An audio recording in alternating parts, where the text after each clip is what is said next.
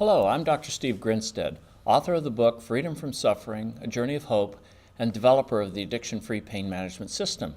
Today I'm in the middle of a 3-day relapse prevention for chronic pain management training, and today I have a visitor. His name is Rob Moore, and he's an expert in dealing with criminal offenders who have chemical dependency histories. And so Rob, why don't you tell the audience a little bit about how you work with this population?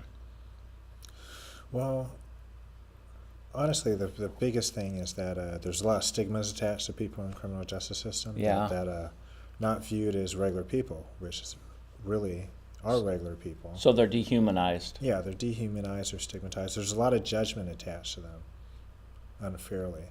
How do you overcome that?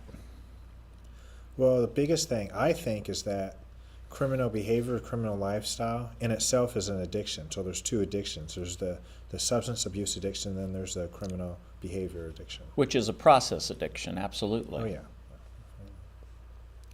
So what are some of the tools that you find effective with this population? What are things that you found that works? Biggest things I found that works is basically just counseling. Cognitive behavioral therapy, yeah, is great, but the main thing is giving people a chance to talk about their issues, talk about the thoughts and feelings, and really start to explore the thoughts and feelings so we can explore where they come from. So you let them tell their story? Basically, yes. Yeah. Do you ever run into anybody with a lot of resistance and denial? Of course, all the time. That's the biggest. It's a biggie, huh? Yeah. So what are some things that you found that were effective for dealing with that when you run into somebody with those kind of obstacles in their way?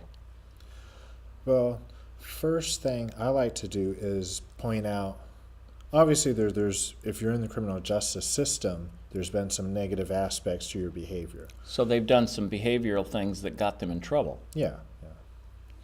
But I think it's important to talk about those things, talk about where did this come from? How did you start engaging in this behavior? Yeah, like what were you thinking? Well, that, or because usually what's going to happen is it's so much as learned behavior, or because of the environment, just needing to survive in the environment. So do you see that some of these people, it's like they have a family system that has also been involved with the criminal background? A lot of times, yeah.